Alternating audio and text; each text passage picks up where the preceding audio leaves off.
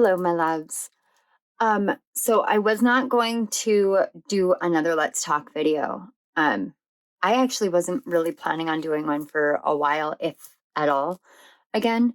But I wanted to address a comment that was made about essentially another tarot channel who is struggling in her personal life right now.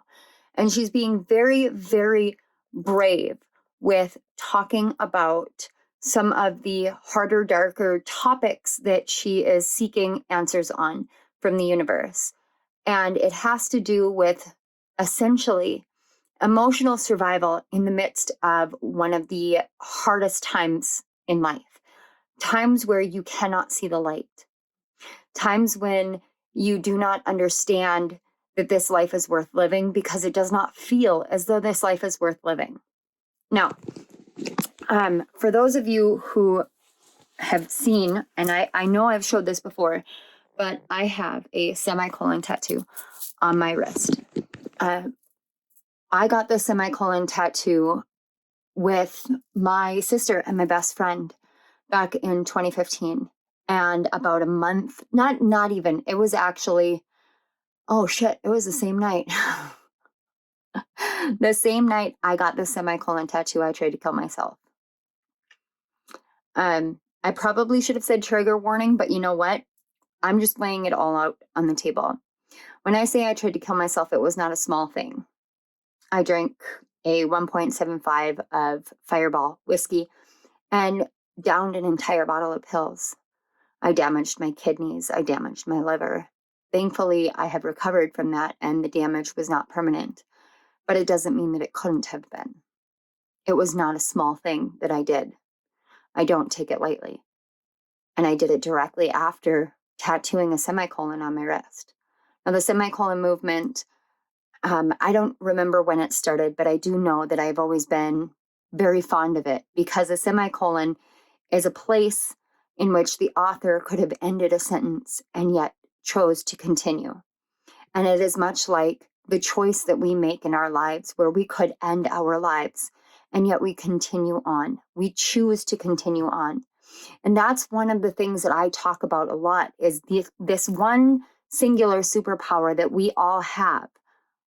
We all have one singular superpower in our life, and that is the power of choice. I choose every day to wake up and to continue moving forward. I choose every day to wake up and to not cut myself. I choose every day to wake up and not hurt myself. I choose every day to wake up and try to be better than I was before.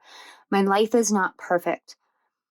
Things happen in my life and I go through pains and struggles just like everyone else in the world. And you guys, if any of you saw my short announcement, you have seen that I am going through a time frame in which I am struggling now from a loss of a friendship, from a betrayal, from a multitude of things. And we go through these things. Now I want to tell you guys a story. Chemistry with Kismet is not just the name of a tarot channel.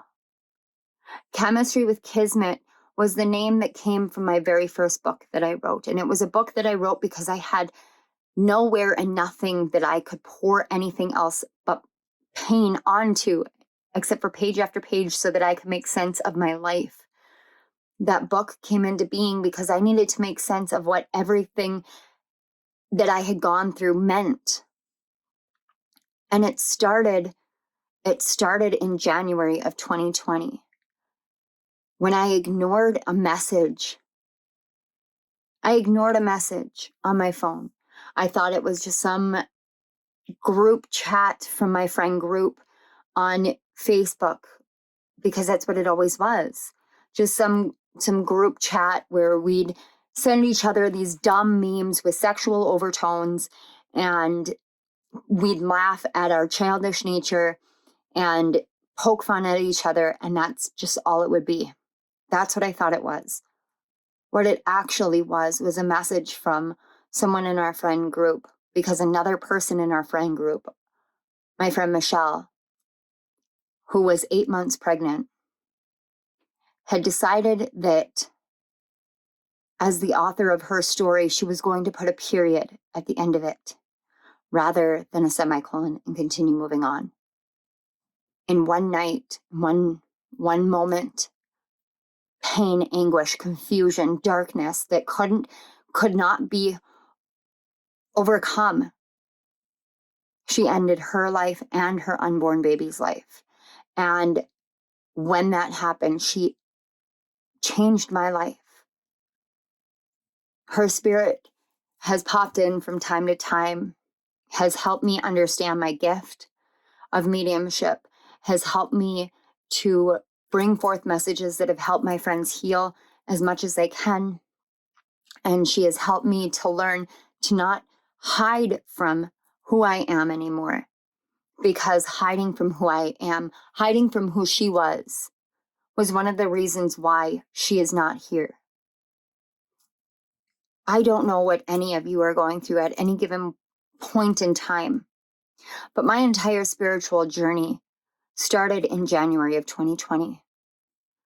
It started with that moment where I needed to know more about this world and what it meant. I needed to understand why it mattered, why any of it mattered after that. You cannot undo that kind of loss. You cannot undo that choice. I was talking to a friend of mine about the nature of loss and about the fact that in my 35 years of life, I have dealt with death in every way it can come about, from old age to physical health issues, to mental health issues and suicide, to this past year, murder. I have dealt with loss in every way it can come about. I have navigated my way through the dark waters of not wanting to survive because someone that you love is no longer alive. I have navigated my way through being in a situation where I was told that I was a waste of space, a waste of air, a waste of breath. I have navigated my way through and still survive to this day. We don't always realize that it is our choice to breathe. We don't always realize that it's our choice to keep living this life. We don't always realize that we make this choice to keep going, but we do. Every day you wake up and you open your eyes, you're making a choice to live. Every day that you go to sleep, you're making a choice to start anew. Look at every single day as a new chance, a new opportunity for a new life. Yes, circumstances can be dire. They can be extreme. They can feel like you have no way out and no recourse other than the most extreme, most painful. But I have a reminder on my wrist, and I strongly encourage you that if you are in this place where you can't see the way out, give yourself a physical reminder. I use tattoos to heal self-harm tendencies.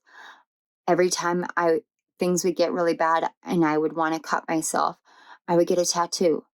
I would make sure it was meaningful, that it had a story, it had a purpose. And every single tattoo on my body denotes one more step of healing that I have made. Find your one thing that shows you your progress, whether it is a tattoo or a piercing or something that you can see on a regular basis. Give yourself that. My tattoo says always keep fighting, and it's not about it's not about fighting other people. It's about fighting the demons in your own head that tell you that you aren't worth it, that you aren't worthy of life. This life that we live, it's a blessing, and I know it's hard to see that. I know that. I know that because I've been there and I've been down that road. I had my first interaction with suicide when I was 4 years or 5 years old, watching my neighbor in a duplex in New Hampshire try to kill himself. I watched him get taken out in a stretcher. I watched as his mom cried. I watched as the people who had ignored him suddenly love him. And I believed that that was the way to get love for a long time, was to hurt yourself. And it was a very sick and twisted way for me to perceive the way that I would get love. And I acknowledged that and I healed that. This is not me trying to self-promote. I wrote Chemistry with Kismet because I wanted people to understand that you can go through suicidal ideations, that you can go through the depths of hell and you can still survive. Because suicide was so prevalent in my life at the time that I wrote it, I wanted to help other people learn how to get out of it. If you are struggling, that book is a resource. There are hotlines that are resources. There are people that are resources. There are YouTube videos everywhere that are resources. Please, please know that your life matters, or you would not be here.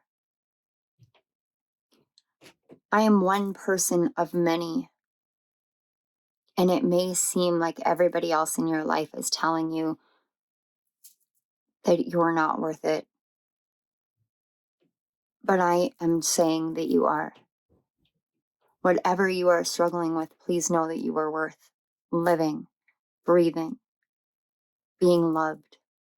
Please know that your life matters. I love you guys.